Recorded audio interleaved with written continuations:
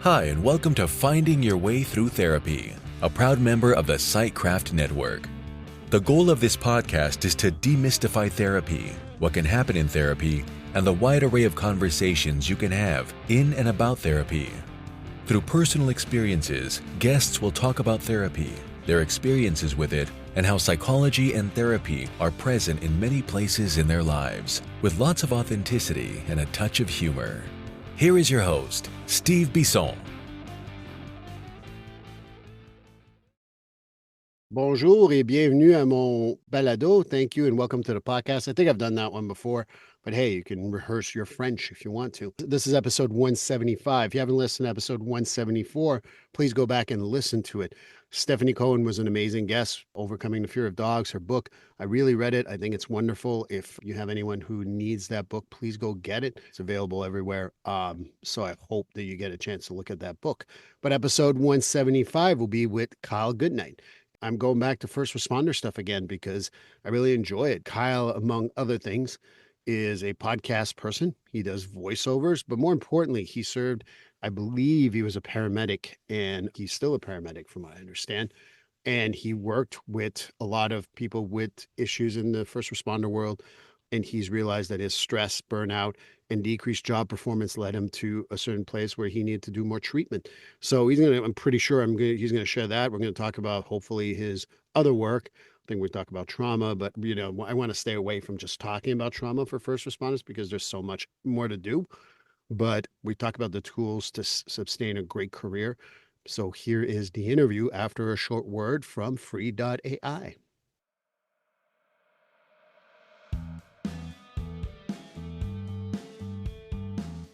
GetFree.ai. Yes, you've heard me talk about it previously in other episodes, but I'm going to talk about it again because GetFree.ai is just a great service. Imagine being able to pay attention to your clients all the time instead of writing notes and making sure that the note's going to sound good and how are you going to write that note and things like that. GetFree.ai liberates you from making sure that you're writing what the client is saying, because it is keeping track of what you're saying and will create after the end of every session a progress note. But it goes above and beyond that. Not only does it create a progress note, it also gives you suggestions for goals, gives you even a mental status if you've asked questions around that, as well as being able to write a letter for your client to know what you talked about. So that's the great thing.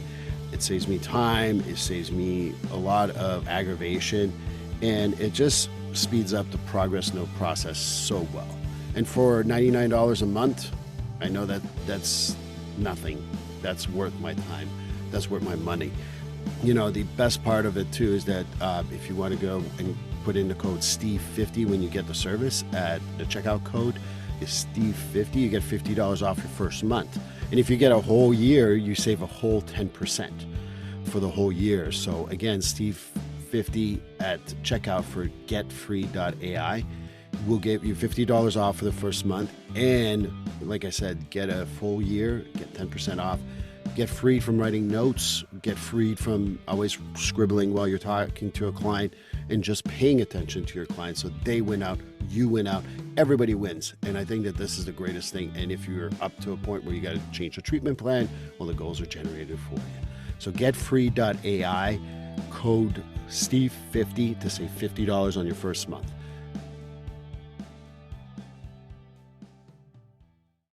Well, hi everyone, and welcome to this episode.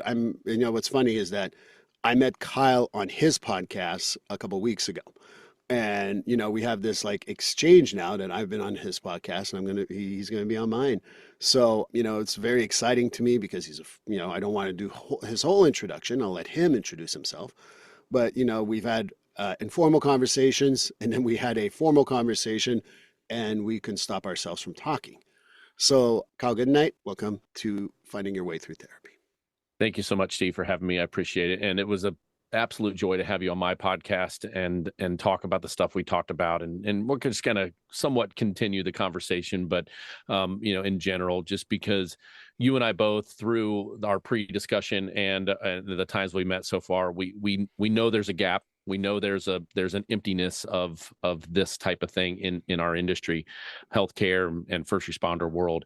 and it doesn't have to be that way. We can head it face on and come out on the better side, and hopefully get people educated about stuff. And that's the main thing, hopefully we'll talk about today, is just the different forms. But just to introduce myself, my name's Kyle Goodknight. I'm 30-year in healthcare field. I was a respiratory therapist for about the first 10 or 12 years of my career. And then I decided to take the jump and go into paramedicine and become a paramedic, and got into that. Loved the schedule, 24 hours on, 48 hours off, and never looked back at doing respiratory anymore. I still have my licensure as respiratory therapist. I did go into medical sales for a while and sell respiratory therapy and EMS products. So I've never been really too far out of either career. But yeah, that's who I am. I'm, so I've got that background of inside the hospital and all the stuff we see at level 1 trauma centers and ICUs and out of hospital stuff. So I'm also an educator. I'm one of our 6 educators that goes around every month and trains our department. And I've gotten a lot of experience doing that, and love that part of it. And that's the reason why I did what I did when I had my downfall. Is now on the backside of my downfall, I've created something that is definitely going to help, and going to help somebody somewhere, somehow, someday. I'm not sure when or where that's going to be, but we'll talk more about that later. But that's me in a nutshell. And I'm also a voiceover actor, a podcaster. I mean, there's a couple of things. I just got done painting my new studio behind that wall. I've got a new studio that's coming that is going to be very podcast oriented. And so I'm also in construction and do handyman stuff my whole life. As long as I've been old enough to swing a hammer, I've been doing construction stuff. So I kind of do a little bit of everything. There's never a dull moment with me. I don't know what it means to sit down and just chill. And you forgot the most important part. A big fan of the Ohio State University Buckeyes. Yeah. Yeah, that's why I mentioned that. We had a fun conversation. You went to a game and everything else. So I love college football. So I'd like to mention. Yeah, that this too. weekend was fun, man. That Georgia Alabama game was crazy. And that catches. But did you see any of the highlights from the Ohio State game? Jeremiah Smith catching 2 passes in a row with one hand without it, like just boop. Oh, okay, I'll put this in my arm. Crazy. I was not able to watch all the games live Saturday, but I saw the highlights. I did definitely watch Alabama and Georgia, and I went on my. It was funny because I watched that to the half. I was at my girlfriend's house, and her parents were there. And I'm like, oh, I'm gonna go home. I'm just tired. Yeah. I get home, I'm like, what's going happened? And then watch like one pass after another completed for like 80 yards every single time. I'm like, what is going on? I never thought Georgia would come back like they did. But anyway, we'll digress because I'll talk about football forever. Yeah, we could. Because this is fun football, and watching my Patriots just crumble right now is just very difficult. Yeah. And then watch Buffalo come down to earth last night was also very nice. But anyway, since this podcast is going to probably play in about 3 or 4 weeks from when we're recording. Yeah, it'll be all people are going to be like, what the hell are he talking about? Buffalo's still only lost one game. Yeah, exactly. Anyway, one of the standard questions on finding your way through therapy is to ask everyone, have you ever been in therapy? So I'm asking you the question. Yeah, absolutely. And I started my therapy path early on. I remember being in college and, breaking up with a girlfriend and not, getting bad advice from friends, and so I, in college, you have these free sessions, and you may be with a grad student or whatever, but it's a third party. They're not going to be, they're not going to be, one-sided or what have you.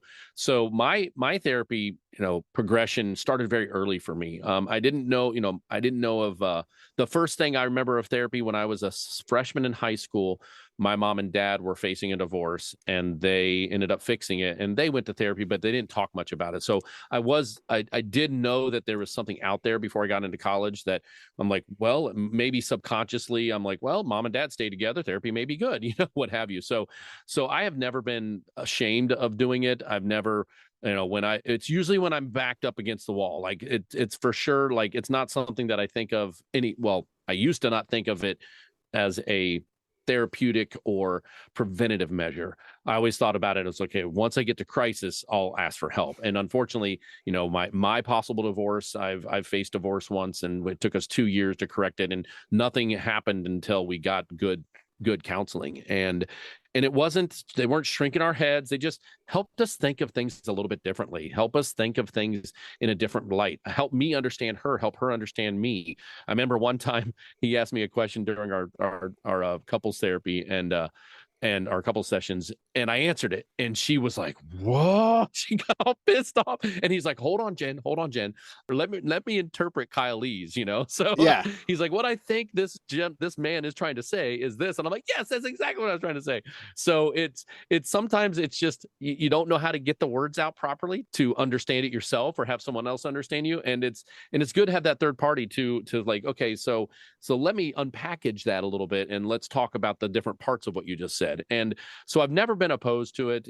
I actually, when I had my blind side, is what I call it, when I was in, as a respiratory therapist, I've seen crazy things in the hospital setting, in the ER, level 1 trauma centers, and ICUs, the sickest of the sick. Just seen some crazy stuff, right? And that was the first 10 years of my career. And then I became a full-time paramedic and in the 911 system, and saw more crazy stuff. And it wasn't until the 20th year of being in healthcare where I have what they call I call it my blind side. I had no clue that this day was going to happen. I had no clue how it was going to affect me. And it sent me the first one, which was about 30 days prior to the one that really sent me down a path, but it was all built up from the first one. It was just one of those things where I didn't realize there was things going on until the second one hit. And then when the second one hit, I was very calm.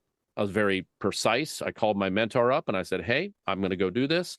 And she's like, "No, I don't want you going knocking door to door in your township to make sure everybody's alive." And because it was a carbon monoxide incident, and I thought everybody was dead. After my shift, we had so many carbon monoxide runs. I'm like, everybody's dead in my township. And those are the words I was using with my mentor.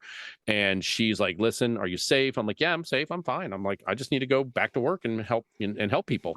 And she's like, "You're talking, that's not what normal people say, Kyle. They're not just going to go door to door in a large entire, township and expect that that's normal.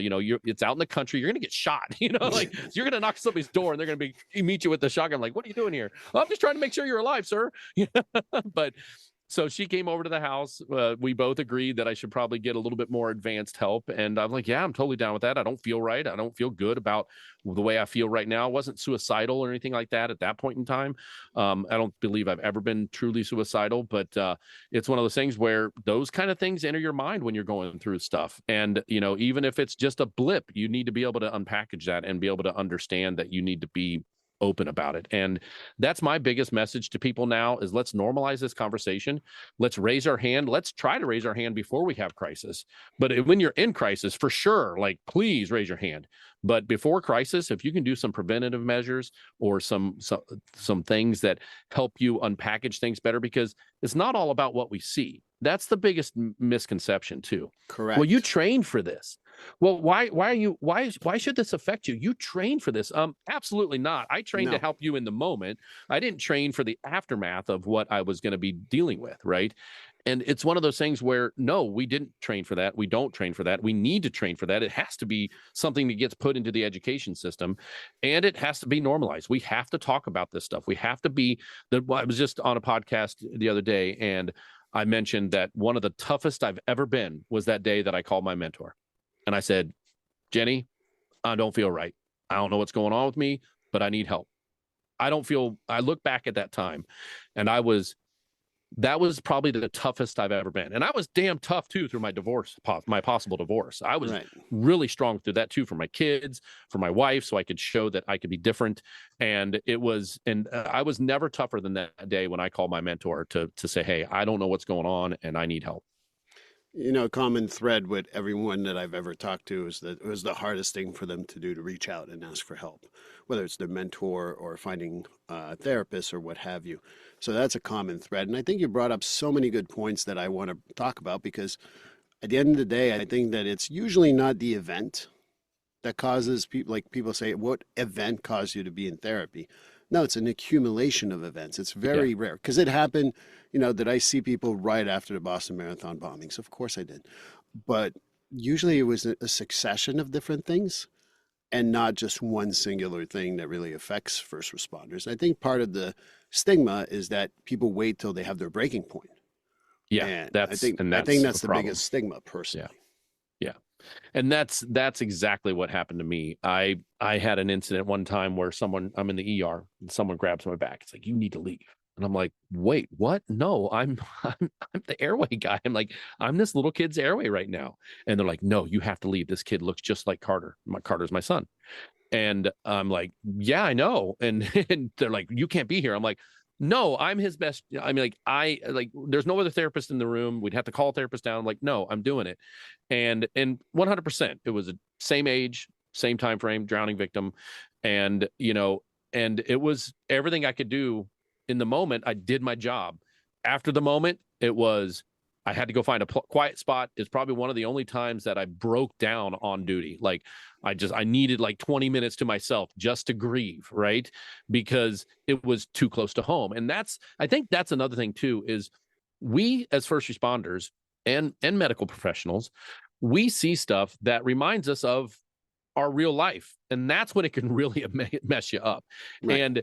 And to understand how to package that, we don't know how. We don't get trained, we don't get taught how to do that, and we have to find out the hard way when our back's up against the wall and someone's like, you're not acting right, you're not being, you're looking at a divorce because you're being an asshole, because you don't know how to deal with stuff. And just know that everything that we do, yes, we serve our community, we serve our fellow man and woman. That's who we are, and it's ingrained in us.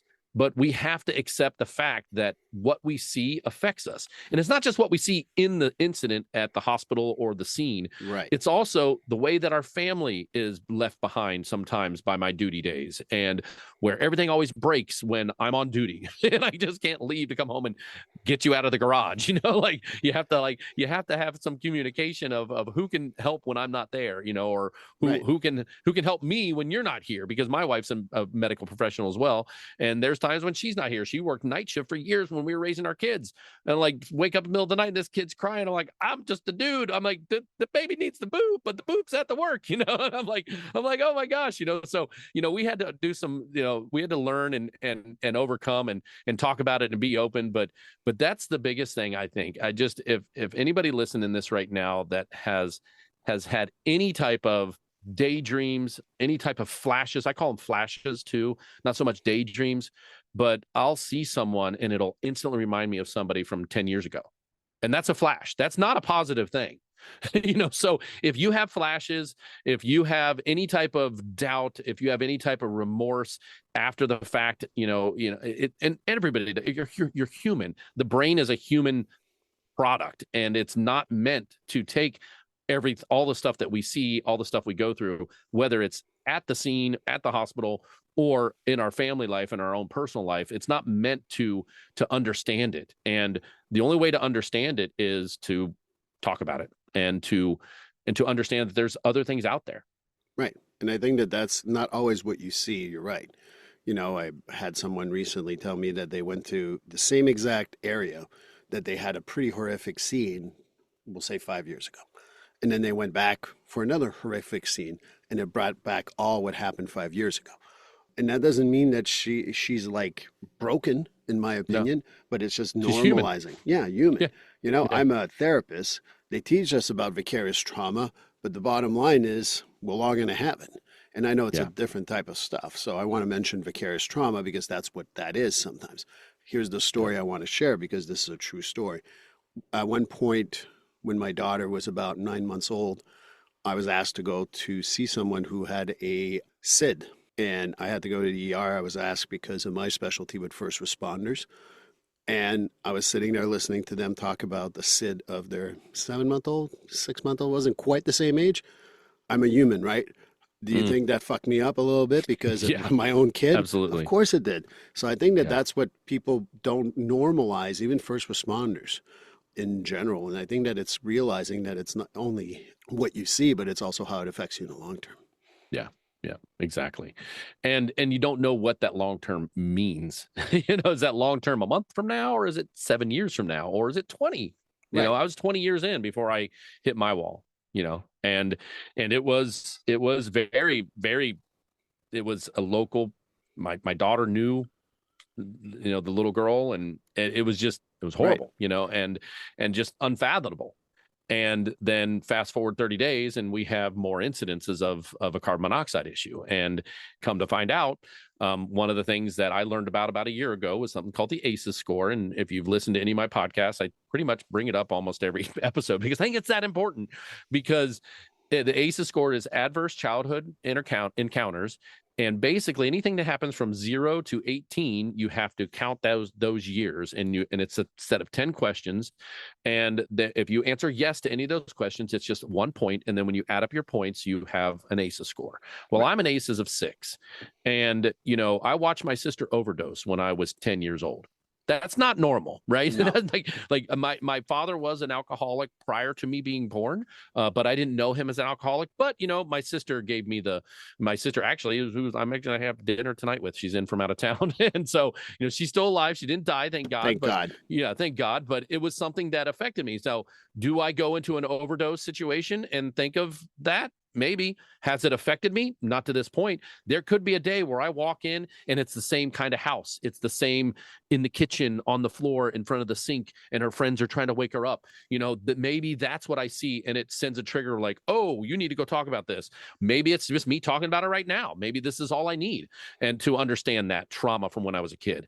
But the ACEs score is something that you have to understand what it is, what it means, and what it does to you, because the big thing that happened to me when I was in Cub Scouts, I had a Cub Scout who was the life of the party. He was the ham of the group, and he succumbed to carbon monoxide to the point where he didn't die, but he was severely mental and physically disabled afterwards. And I remember seeing him as a lively individual, and I remember seeing him at the Cub Scouts in the wheelchair, not being able to, to sit up and even understand who we were, severely brain damaged, right?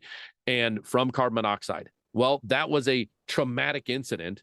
I didn't see it happen. It was vicarious because I just saw the aftermath of it. It wasn't something I saw with my own eyes that night when they pulled him out of the house. I didn't see that part of it that I would have as a first responder, and I have as a first responder. But it's one of those things when I finally had, I shouldn't say finally, because I'd had carbon monoxide incidences in my career, but this one was different. I got out of the truck and I knew somebody that called 911. They met me at the back of the truck. Hey, Kyle, go in and help. Firefighters in there helping right now. Come to find out, my daughter knew the little girl that was in the home. Right. I came home from the debriefing and my daughter's crying in the kitchen. And I'm like, oh my God, baby, what's up? And she didn't know where I was, but she saw me in uniform. And she's like, my friend and her family just died. And I'm like, oh, baby, I'm so sorry. And she saw the look on my face. She saw me in uniform and she was like, oh my God, you were there. And I'm like, yeah, babe, I can't talk about it. And she's like, why didn't you save him, Dad? And it was. That breaks your heart. That's the worst, that was part of the reason why I had my downfall and my blind side. I get emotional about it because it's okay to get emotional about it. Correct. I grieve for that family. My friends were friends with that family. I didn't know it until later when I went to the funeral with my daughter to support her. My daughter was friends with her, with some of that group. They were a handyman. They were a family of 4 with dogs. It was just like, oh my God, this is way too much. And it was just an overload. We talk about the drips in the cup. Every incident that we have, whether it's family, whether it's on scene, whether it's whatever bad happens to us in life, we hear about in life, it's a drip in the cup, right? Or a drip in the bowl, drip in the pool. Some people's are bigger than others. Well, this was a freaking downpour into my cup, that day. And it was the beginning of my downfall. I'm looking back on it now, I was showing signs and symptoms of PTSD. I was absolutely 100% having nightmares, all that stuff. The good news is I couldn't qualify for PTSD because I actually had another incident within a 30-day period that really sent me down the spiral. And that's when I came home from work that day and said, hey, I need help. So I never actually got diagnosed with PTSD, but I was right up to the line of it. Right. And there's so many things I want to say to that. First of all, sorry, because that's tough. And it's one of those things I was asked on local TV here in Boston, Massachusetts. I got interviewed after there was someone who was found similar situation. It wasn't poisoning, but it was carbon monoxide thing. But it was a small town, and the responders knew the family. And one of the things that I kind of say, like, they don't teach you this in any school. Nope. That when, if you go to Boston, there's a good chance you don't know everyone in Boston. Actually, I'm pretty sure no one knows everyone in Boston. So you get to these calls and you're not so attached. Yeah. But I think that when you're in a smaller town, you grew up around there or what have Yep. you, there's an impact that people do not understand that affects the first responders. And, I'm in a small town out here in what I call central Massachusetts. And I know some of them go to calls, they're like, oh, I'm a local firefighter. I grew up in Northbridge all my life, and I went on a call where someone passed away and I knew them because of XYZ. And I'm trying to keep it as vague as I possibly can here. Right. And not naming the real town. And that messes you up. I Yeah. think that that's nothing to you need to reflect on that when you don't go to these calls. And the other thing too is I'm going to attach the ACEs onto this podcast. I'm going to put it in the show notes because the ACEs is something I talk about when I do CIT trainings for police officers. And what I do is instead of reading the questions or talking about how people are affected by that, I'm like, here are the 10 questions. You look at them, and I leave a silence of about 2 to 3 minutes, and I can see them kind of like write them down. Yeah. And, one of the things that I feel is that, and again, this is just experience that I have, is that those ACEs do affect if people go into the helping field. I know it sounds strange, but No, it doesn't. It's very correlated because if you have a high ACEs score, which is 4 or more, right, is what they consider a high ACEs score, and a lot of the higher people. Well, and here I'll share something. I was at a lecture. I was at a mental health lecture last April, and one of the company called Save a Warrior was there to speak. They were a second speaker on the day, and they use the ACEs score as like that is the first thing they do before you can come into their program, right? They have to know that, and they have someone that unpacks it for them when they do it. But one of the things that they said, and I can't remember the gentleman's name who spoke, but he said that the average ACEs score of incarcerated individuals is 7 out of 10. So anything above 4 is bad, right? Is things you have to unpack. Right. So what they found out through over 2,800 people or so that have come into their program, mostly first responders, nurses, veterans, well, guess what their ACEs score, average ACEs score was? 7. And it's like, wait a Sorry, second. I knew the answer. I should have gone, oh, gee, I don't know, Kyle. Tell me. No, I'm okay with that. But it's like, wait a second. Whoa. So we have, and I'm a 6. So it's like, oh my goodness. I'm like, yeah. And we're out here helping people, we're trying to help people. So we have to help ourselves help people. And we have to be, if we're not there for ourselves, how in the world can we be there for other people? Period. Whether that's our coworkers or whether that's the community and or our family. Our family. Right. Let's not forget about that too, because huge. You said it yourself. And the other part that I didn't get to touch on just yet is a lot of people are like, well, it must be the job that makes you go to therapy. Well, you said, you're 1 off, 2 off, 1 on, 2 off. That's your schedule. Yep. People who don't work in that field do not understand the impact on the family. Right. Do not understand the stressors that goes with that. And people are like, oh, because they saw stuff. No, it doesn't have to always be trauma. No. I'm so sick of this trauma thing sometimes. Right. At the end of the day, what I've told people, like, I was listening to a documentary, and I wish I could remember the name, but they were saying, do you know how many Christmases I miss? You know how many Thanksgivings I miss? I miss Thanksgiving, Christmas, and New Year's this year. Right. I'm not even gonna be there. And that may seem trivial when I say it that way, but when you've missed 14 of the 17 birthdays of your kid, right? How do you feel? And that's not about trauma. It's about how the first responder job affects you even personally at home. And to piggyback on that, I've got a story, and I don't think I've shared this story on any podcast ever. Exclusive. Let me get my best. I wish I had my little button here. yeah. We can put it in post. No. So, and it brought it up when you were saying that you're away from home, and as a 24-hour on and 48 hours off, I'm away from home for a whole 24 hours. I leave at 5 a.m. I come back at 6:30 a.m. the next day. My wife's a nurse, and we built a house out in the country. That's what we thought we wanted, and that's what we both said, I built the house, I designed the house, I'm in construction, so I was able to do a lot of the work myself. Well, about 6 months, maybe 6 months to a year living there, we live on this big old country road with houses within, closest house to me was 700 feet away or more. And I get a phone call, 2 a.m. I'm on duty. I was luckily on a run. And I got back from the run and I saw that she called. Call her up. She's like, where the hell you been? I'm like, baby, I was on a run. What's up? And she's like, we figured out what it is, but I thought someone was trying to break into the house. So what had happened, some kids down the street shot bottle rockets at the house from the street. We had a 400-foot front yard. So it started hitting the house. She thought somebody was taking a hammer trying to break through our front door, which was all glass. So she's home with 2 small kids. I mean, at the time that would have been, Carter would have been 6 and Cam would have been 3, so 2 small children by herself. No, she never believed in weapons. So, she thought someone was breaking into the house. She called a neighbor. Neighbor came over and said, hey, it's just, there was a box of poop on fire on the front porch and, they're just hooligans. Right. And so she called me up. So we talked about it. And I'm like, do you want me to come home? I'll leave right now. I'll call my captain and say, hey, I got to get home for emergency.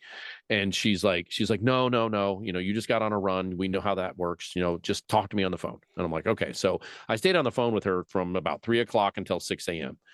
So on their way home, she's like, I think it was the kids down the street. And I'm like, all right. So as I'm coming home, I see footprints in the dew of footprints lead right to their house. And I go over and knock on the door, 6:30 in the morning, knock on that lady's door. And she's like, what are you, she's like, and I'm like, did your kids have s'mores last night by chance? Yeah. Well, there's a box of s'mores with shit in it on my porch. And she was like, well, not my, I'm like, no. No, I see footprints. All I want, you're lucky my wife didn't have a shotgun, because she thought someone was breaking into the house. Right. And I'm like, we can, I just want the boys to come down and clean things up and have a talk. I don't want to call the police. I don't want to do it, which I can, you guys vandalized my home, and what have you. So fast forward 5 years. That's when I came home from work and my wife's like, I'm done. I'm out. I'm like, what do you mean? She's like, I can't do it anymore. I can't live here. I can't be with you. And as we unpacked that discussion for the next 2 years, come to find out, she felt uncomfortable from the moment that night happened. She was uncomfortable every night I left. Right. And that weighed on her. And she's in healthcare too. So, but she never brought it up. She pushed it down. Like she should have brought it up. I should have brought it up. I should have checked in on her. Right. Hey, are you doing okay with that? Do we need to talk about it? Like we both should have done things better.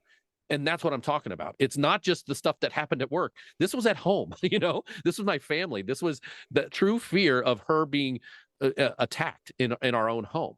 And that was a major downfall of our possible marriage and our life together. And thank God we had good communication at a point in time with a therapist or a counselor that helped us unpack everything properly and realize that it wasn't all me, it wasn't all her, it was situational, it was a little bit of everything, just this big huge conglomerate of bullshit and crap that happened to us that made us not want to be with each other anymore. And we were able to unpack it, and I'm happy to say I'm 24 years in now. So congratulations. I mean, that was year 12. So yeah.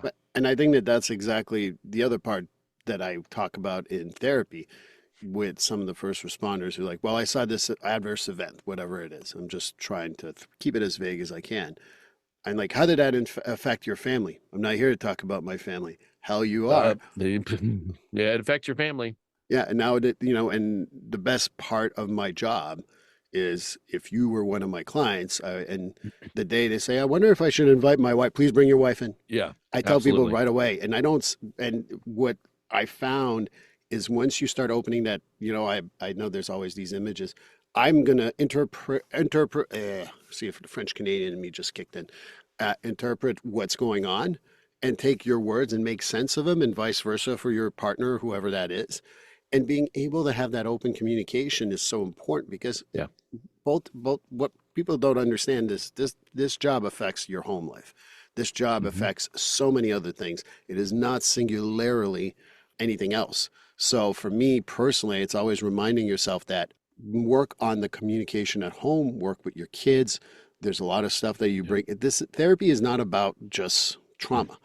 And so, I did a survey recently with a bunch of first responders. And one of the things they ask is like, once the trauma is resolved, am I okay? Like, that's the question they have. I'm like, I don't know. Maybe, maybe not. Highly likely not, but Wait till okay. you smell something that reminds you of the scene, Right. you know? So I think that's the other part too is, how do we communicate with first responders about this stigma? Because I have my own thoughts on that. I'll share them with you after, but I'd like to hear your thoughts about how do we work on this stigma? Because everyone wants to know, like, it's just my trauma. And I'm like, oh, geez, I wish I would tell you that I work only with trauma. Right. Yeah. And, the word stigma is starting to become a stigma. I know we talked about that. That's why I kind of tossed you a softball. Toss me a bone. Yeah. So I like to start talking about, I just recently, in my division, I'm one of the educators for my department. And I was lucky enough to help guide some training that we've had recently on first responder mental health. And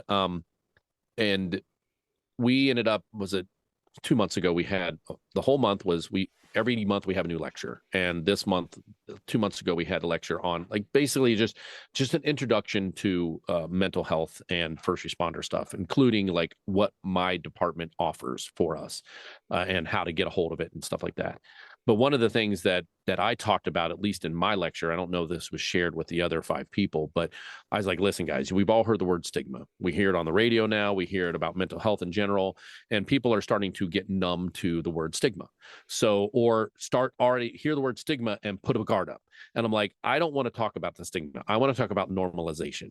I want to normalize this conversation. I'm here today to tell you guys what I went through. A lot of you already know what I went through because I've been open about it, because I feel that is the best policy. If I'm open about it, I'm not ashamed, not even close to ashamed. The people that didn't see or I didn't even see the family. I wasn't even there to see the family. I didn't go in. But I had all of this trauma that come down on me, and this incident along with my family, and it affected everything in my life, including my friends. I had friends of mine calling me.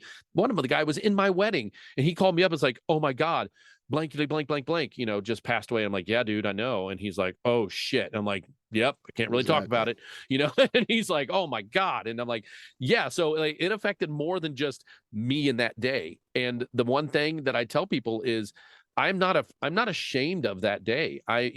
That story, whether, carbon monoxide. Okay. Tomorrow is firefighter month, right? It is National Fire Prevention Week. For October. Yep. Yep. So guess what, everybody? Guess what I talk about for the whole month of October? Not just fires, but the carbon monoxide detectors. Everybody get their batteries changed. Everybody go get the combo. Everybody should have a carbon monoxide detector in the house. And I don't care if you're an all-electric house. Unless you're an all-electric house with an electric car and you have zero combustible gas stuff in your home, get a darn cut. They're $17, man. Get one. And no liquids or whatever, because that's also another no factor. Liquids, but anyway. no chance of any combustible. Yeah. Like if you have a hot water tank, done, you got to get one. If you've got a furnace, get one. I don't care if most of my life I lived in a heat pump environment, but and a electric water tank, but there's still vehicles in a car. Correct. And I'm here to tell you right now, I treated 6 firefighters who were on a scene of a cardiac arrest in a upstairs bedroom with the garage underneath. Somebody forgot to turn the car off. They went inside. And I treated 6 firefighters that day after they did their job and got that patient out, and didn't even realize that there was a car running in the basement. Right. Basically, it was a split level, and they were acting funny. Their stories weren't straight. They weren't able to give the report over the radio properly. And I pulled one aside. I'm like, dude, what is going on with you? This is not you. He's like, oh man, I can't keep my thoughts straight. And I'm like, come here. Let me do something. So I went out. I told the doctor, I said, hey, listen, they just worked this lady who had extremely high carbon monoxide level. They worked her in the house for more than 20 minutes. I'm like, I need every single one of those firefighters in this ER right now. And he's like, yep, go get them. So I went out to the truck. I said, everybody in here. So I grabbed everybody. This was early on in my career. Grabbed everybody. We lined everybody up. I got blood gases on everybody, and their levels were high. We put them on 100% oxygen, and they eventually got discharged. But it was one of those things where it's just you just have to normalize this conversation. And to get back to that to where we started with this, is that's what I talk to people now. I want to normalize this. I don't want this to be a stigma. I don't want this to be normalize it. Let's just talk about it like we talk about anything. If you had something going on with your kid in the medical world, you're going to talk about somebody with them, right? You're going to say, hey, my kid's got this kind of condition or what have you. Like, you're going to talk about stuff. How about we normalize all of this mental health stuff and just understand that it's part of life. It's part of being a human. We're human. We have it's the best thing and it's the worst thing because we have a brain, and our brains can be highly effective or highly damaging. And being able to normalize this conversation makes everything less damaging up there. Normalizing, I love the word, and that's why I tossed you that softball, because I want to talk about that. Yeah, thanks for the home run. But ultimately, that's the part I talk about also with my clients, because this is the important part, is that no one goes to, oh, I've got my physical today, I just don't want to talk that. No, you're going to your physical. Who gives a crap, right? Right. And you're like, oh, I have my mental health update. Oh, are you mentally ill? Are you this? No, it's a mental health update. I'm going once a year to check in with my therapist or whatever. The goal of this podcast is to demystify this stuff and make sure that people treat their mental health as they would treat their physical health. You're not doing so 100%. good. Go see your mental health counselor a little more. That's fine. Yeah. Once you start doing better, see him once a year. Who cares? Yeah. But I think that's my view. And there's a couple of chiefs I know. I can only speak intelligently in the New England area, but I'm sure there's other places in the country. But there's chiefs that will give you 4 hours every year to go see a therapist. And it's basically time off. You want to go see your therapist? Some of them is 8 hours, actually. It's a whole shift for police. And you go see a therapist, and you don't need to report it. You don't need anything else. I'm going to see my therapist. And to normalize it in that way is so important. And being able to sit around the table, if you're at the fire station, sit at the police station and talk about the stuff that's hard. Because there's too many people. You talk about the ACEs score. The downfall of the ACEs score, just my experience, is that people are like, well, I handled my crap when I was a kid. I should be able to handle it as an adult. I'm like, oh, no, that's not at all what that point is. You've missed the whole point here. Yeah, exactly. So that's why I talk about, being able to talk about normalization of mental health. It just to me is so not like common, but a lot of people don't want to see it that way. Yeah, exactly. So, I could go on and on to talk about this, but I do want to give you, be respectful of your time. No problem. One of the things that I would like to hear more is about Elevate, your podcast, and tell people about it a little more. Sure. So Elevate is the podcast that I started for mental health resilience and just to share different avenues of what mental health, on the backside of mental health could look like, therapy, if you will. I don't want to, therapy does also have a negative connotation to it in general. People don't want to go to therapy, but there's a lot of options out there now. And I try to do my best to talk about, it's not all about talk therapy. What I like to say is that you have a counselor that is a guide for you to guide you through and find out what is the best, not cure, but best treatment for your symptoms. You wouldn't go to, you have a nutritionist for your nutrition. You wouldn't ask them about how to build lean muscle, although they may have some idea, but they're not professional at it. So you need to, you go to the personal trainer that does that. They kind of, and sometimes they overlap a little bit, and sometimes people have knowledge in both. Well, it's the same thing when it comes, just like you said, when it comes to your mental health, you need the right person to help guide you through what is the right therapy, if you will, for lack of better terms, the right decision to treat the symptoms that you have. Is it ETMS? Is it EDMR? Is it hypnotherapy? There's all kinds of things out there. Is it, the ganglion block, therapy, or is it ketamine therapy? And what is it? What is it for you? Is it group therapy? Is it talk therapy? What is it? What resonates with you? Let's see what helps you. I did EDMR myself, and I came out with flying colors from it. It worked for me. I've had other people that have told me, I tried it, didn't work for me for very long, so I went to something else. Well, good. I'm glad you went to something else. I'm like, it's not all about one thing. So the Elevate podcast is that one, help normalize the conversation and bringing on professionals in the industry, even people that are somewhat removed from the first responder world. Like I had one gal come on, she went through school for being a psychologist, married to a police officer. And that was such a great conversation because it was like, wait a second, this is this is helpful, because not only is she married to a first responder and sees his lack of ability to say, hey, I need help, but she's actually a helper, like she's actually Right. someone that would guide things. And, is she the answer for him? Most likely not, because it's your loved one, or it's the person you're married to or engaged to, I think, at the time, but it's like she needs to help him understand that this is a normal thing to discuss. And another thing that she brought up was the fact that what they're teaching them in school is not what is going and working nowadays.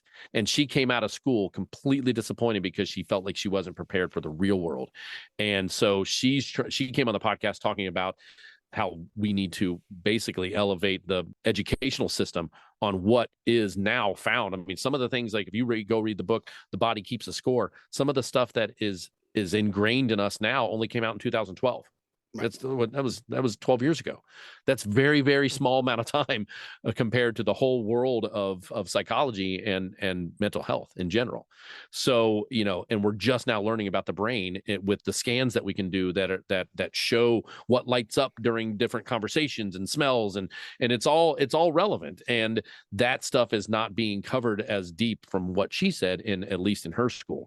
So it's the Elevate podcast is the podcast that introduces. I want it to be a safe place for people to come, listen to it on their own time. And if they get one nugget per episode, if they get one nugget every 5th episode, I don't care, because I want them to get something to be able to raise their hand and say, okay, I want to be able to unpackage some of the stuff that I've dealt with. I listen to Kyle's podcast, Elevate, and it's really good. I recommend it to first responders, people who want to work with first responders, because the competency of the therapist is also key. And I think that sometimes that plays a factor too, because if you don't have that cultural competency, I think that plays a factor. And that's what affects some of the guys who go see a therapist. But that's what I think you talk about on your podcast. Yeah. And a lot of first responders don't want to go to a therapist because they don't know my world. They don't know what I go through. So we are lucky right now that we're having this movement of a lot of first responders that have been down the path of needing help and gotten help and realized that things are better now after they've got the help, whatever it was, and they want to do something to give back.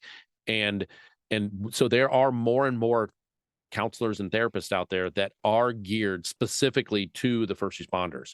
And that's huge, and, not just have you worked with first responders? No. Do you specialize in first responders? And now with the power of what we're dealing with right now, you're in Massachusetts, I'm in Ohio.